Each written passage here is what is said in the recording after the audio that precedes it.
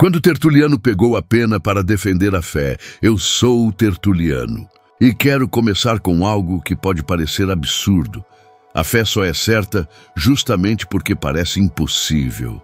Sim, eu disse isso. Se tudo o que você acredita precisa fazer sentido para a sua razão, talvez você nunca conheça a verdade mais profunda. Afinal, já parou para pensar que muitas vezes é justamente o improvável que transforma a história?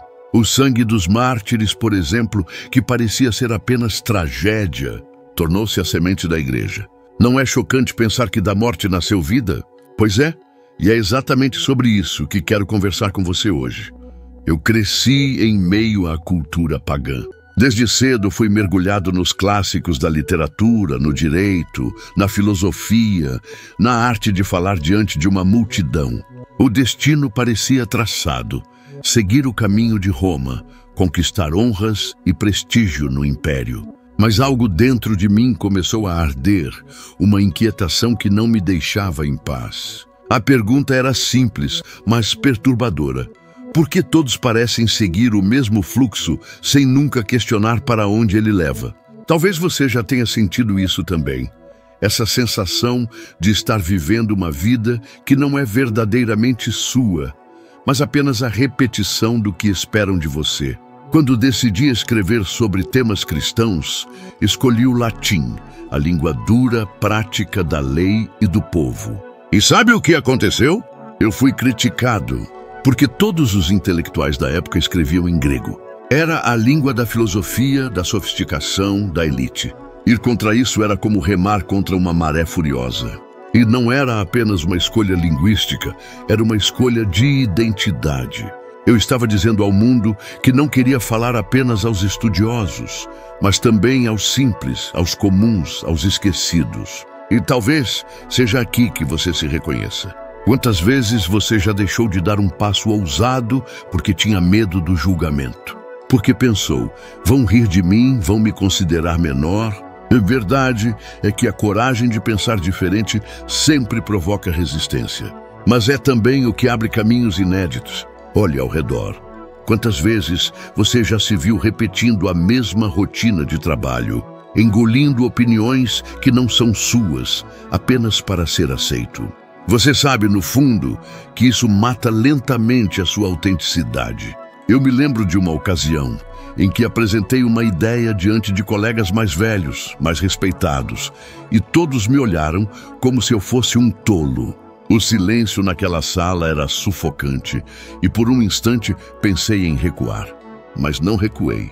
E mais tarde foram justamente aquelas palavras ridicularizadas que se espalharam e deram fruto.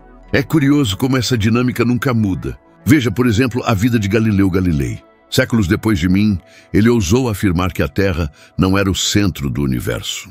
O preço foi perseguição, humilhação, quase o apagamento de sua voz. Mas hoje quem lembra dos que o condenaram? O mundo inteiro reconhece o valor da sua ousadia. O mesmo pode ser dito de figuras mais recentes, como Steve Jobs, que acreditava que as pessoas que são loucas o suficiente para achar que podem mudar o mundo são as que realmente mudam. Não é isso prova de que a coragem de remar contra a maré sempre deixa marcas mais profundas do que a covardia de se conformar? E há algo ainda mais íntimo nisso, porque não estamos falando apenas de história, mas de vida pessoal. Quantas vezes você já se perguntou se o trabalho que você faz hoje realmente expressa quem você é? Quantas vezes engoliu sua opinião numa conversa por medo de parecer estranho? Quantas vezes deixou um sonho guardado porque disseram que era impossível? Se essas perguntas doem, é porque a verdade está cutucando você. Eu precisei enfrentar esse mesmo conflito. Cresci num ambiente em que tudo apontava para eu ser apenas mais um advogado a serviço do império. Mas quando encontrei a fé em Cristo, percebi que precisava escrever de outra forma. Não era apenas um desejo, era uma urgência. Eu sabia que se não desse esse passo, estaria traindo não apenas a minha crença, mas a mim mesmo. Foi assustador, sim. Mas acredite, é mais assustador viver aprisionado no medo do que ser livre no risco. E não pense que eu era um herói sem dúvidas. Houve noites em que me perguntei se não estava cometendo o maior erro da minha vida. Se não seria esquecido, apagado, talvez até punido. É nesse ponto que quero me conectar com você. Você já teve insônia por causa de uma decisão que precisava tomar? Já deitou na cama pensando, e se tudo der errado? Essa é uma angústia universal. Mas o que eu descobri, e quero que você guarde bem isso, é que o verdadeiro fracasso não é errar, mas nunca tentar. Hoje, estudos em psicologia confirmam o que já intuíamos há séculos. Pessoas que assumem riscos calculados e vivem de acordo com seus valores têm índices mais altos de felicidade e propósito. Já as que passam a vida tentando agradar os outros, frequentemente terminam amarguradas, com a sensação de que viveram em vão. Eu vejo esse padrão se repetir em muitos que me cercaram e que nunca ousaram sair da sombra. Então, deixe-me propor algo para você. Pense em uma área da sua vida onde você tem se escondido atrás do que é confortável. Pode ser no trabalho, em um relacionamento ou até no seu modo de expressar sua fé e seus valores. Agora, por uma semana, decida agir de forma diferente. Faça aquilo que você tem adiado porque teme o julgamento. Pode ser falar algo que está preso na sua garganta, pode ser escrever o que você acredita, pode ser dar um passo rumo a um sonho engavetado. Experimente e depois observe como isso muda a maneira como você se enxerga. Sei que não é fácil, eu vivi na pele, mas se eu não tivesse tido a ousadia de escolher o latim em vez do grego, de falar aos simples em vez de apenas aos eruditos, talvez minha voz tivesse sido apenas mais uma perdida na história. Ousadia é sempre um risco, mas é também a única forma de deixar um legado. E você vai escolher se calar para ser aceito ou vai ousar ser lembrado? Enquanto muitos se perdiam em discussões intermináveis sobre filosofia, tentando encaixar a fé em moldes humanos, eu percebi que precisava trazer clareza. A fé não é um emaranhado de ideias abstratas. Ela é vida, é prática, é fundamento. Foi nesse contexto que eu formulei algo que atravessou os séculos. Deus é uma única substância em 3 pessoas. Sei que para alguns isso parecia um paradoxo, até uma loucura. Mas diga-me, quantas vezes você mesmo já não se sentiu dividido em partes, sem saber como unir tudo o que é dentro de si? Trabalho de um lado, família de outro, espiritualidade esquecida em algum canto e ainda aquela busca pessoal por propósito. É como se estivéssemos esfacelados. Eu conhecia bem essa angústia. Eu mesmo vivia essa sensação. Era advogado, orador, pensador, mas também cristão. Como conciliar todas essas dimensões sem me sentir um impostor em cada uma delas? A fórmula da Trindade me ajudou a enxergar que múltiplas personas podem compartilhar uma mesma essência. Isso mudou tudo. Significava que eu não precisava abrir mão de ser quem era em uma área para poder existir na outra. Assim como Pai, Filho e Espírito Santo compartilham da mesma soberania, eu podia ser múltiplo sem ser fragmentado. E você? Quantas vezes já sentiu que tinha de escolher entre ser profissional ou ser humano, entre ser sonhador ou ser prático? Lembro-me de uma vez em que estava no tribunal, cercado de juízes e advogados, e senti dentro de mim o peso da contradição. A mente treinada na lei romana lutava contra a alma que desejava a simplicidade da fé. Naquele dia, percebi que não precisava escolher entre um e outro. Bastava reconhecer que minha essência permanecia a mesma. Não importava a função que eu desempenhava. Foi libertador. Talvez você já tenha experimentado isso em menor escala, quando tenta ser uma pessoa no trabalho e outra completamente diferente em casa. Mas por quanto tempo alguém consegue viver dividido sem se sentir vazio? Hoje, pesquisas modernas mostram que pessoas que conseguem alinhar valores pessoais com a vida profissional apresentam índices mais altos de bem-estar e longevidade emocional. Não é curioso ver a ciência confirmar algo que intuímos há tanto tempo? É por isso que eu digo, unidade não é apenas uma doutrina teológica, é um princípio vital. E é também um remédio contra a ansiedade que corrói tantos nos dias de hoje. A fragmentação interna gera conflito, e o conflito contínuo adoece. Mas quando há alinhamento, há paz. Veja, por exemplo, alguém como Nelson Mandela. Ele poderia ter sido apenas advogado, ou apenas militante, ou apenas prisioneiro. Mas foi tudo isso em uma única essência, a de lutar pela justiça. A multiplicidade não o fragmentou, pelo contrário, o fortaleceu. Ele é a prova de que é possível viver diferentes papéis sem perder a coerência interior. Mas também já vimos o oposto. Pense em artistas que tentaram viver uma vida pública brilhante enquanto escondiam vícios e angústias no privado. Muitos não resistiram, ruíram por dentro porque não encontraram essa unidade. E aqui deixo uma provocação. Você tem vivido em pedaços ou como um todo?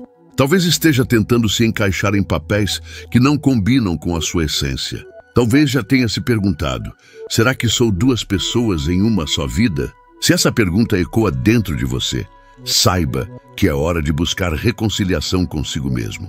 Não se trata de abandonar quem você é em uma área, mas de permitir que sua essência se manifeste em todas elas. Eu aprendi isso com lágrimas, com noites de dúvida, com medo de não ser aceito em lugar nenhum. Mas também experimentei a alegria de descobrir que posso ser inteiro em qualquer espaço. E agora quero propor algo a você. Nos próximos 7 dias, observe se você está agindo de forma coerente em todas as áreas da sua vida. Pergunte-se diante de cada decisão, isso reflete quem eu realmente sou. Anote suas respostas. No final da semana, veja se há contradições que precisam ser resolvidas. Esse simples exercício pode revelar onde você está dividido e onde precisa buscar unidade. Não se engane, viver em pedaços pode até parecer mais fácil, mas apenas a unidade traz paz duradoura. Eu encontrei essa verdade no mistério da Trindade. E você pode encontrá-la na sua própria vida, se tiver coragem de encarar o que está fragmentado dentro de si. Eu vi algo que me inquietou profundamente. Homens que deveriam conduzir com humildade começaram a afirmar que tinham poder absoluto para perdoar qualquer pecado. No primeiro momento, parecia até algo libertador, mas logo percebi o perigo escondido aí. Se tudo pode ser perdoado sem arrependimento, o que impede as pessoas de viverem de qualquer maneira? O que acontece com uma comunidade quando não existe mais responsabilidade? Eu sabia a resposta. A moral se dissolve e com ela a dignidade humana. Talvez você já tenha vivido algo parecido em menor escala. Quantas vezes você mesmo procurou desculpas para justificar um erro? Quantas vezes pensou, todo mundo faz, não deve ser tão errado assim. Essa voz suave que tenta amenizar nossos deslizes é traiçoeira. Parece nos aliviar no momento, mas no fundo nos afasta daquilo que dá sentido à vida. A verdade é que quando tudo se torna aceitável, nada mais tem valor. Eu lembro de uma situação concreta. Estava numa comunidade em Cartago e vi irmãos que antes eram firmes, dedicados, agora vivendo em excessos porque acreditavam que bastava correr ao bispo e receber absolvição para seguir adiante. Vi homens que traíam suas esposas sem peso na consciência, comerciantes que exploravam os pobres sem medo, soldados que abusavam da força. Aquilo me partiu por dentro. Como poderia a fé que me havia transformado ser reduzida a um álibi para a irresponsabilidade? Foi nesse contexto que busquei um caminho mais rígido, mais disciplinado. Eu preferia ser chamado de severo a ver a comunidade se corromper diante dos meus olhos. E você já se perguntou até onde a sua própria flexibilidade tem sido apenas auto-engano? Quantas vezes você usa frases como "ninguém é perfeito" ou "a vida é curta, é preciso aproveitar" para justificar atitudes que, no fundo, ferem sua consciência? Não estou dizendo que precisamos viver sob culpa, mas que precisamos viver com integridade. Porque sem integridade, o peso do vazio chega mais cedo ou mais tarde. Olhe para a história recente. Lance Armstrong foi celebrado como um herói mundial, conquistando títulos, inspirando milhões. Mas tudo ruiu quando a verdade veio à tona. Suas vitórias estavam manchadas pelo doping. O mundo inteiro assistiu ao colapso não apenas de um atleta, mas de um legado. Isso mostra que o talento pode até levantar alguém, mas é o caráter que o sustenta. Sem caráter, a queda é inevitável. Hoje, pesquisas em comportamento humano confirmam que viver em contradição entre valores e ações aumenta os índices de ansiedade e depressão. É como se o corpo e a mente cobrassem a fatura do auto-engano.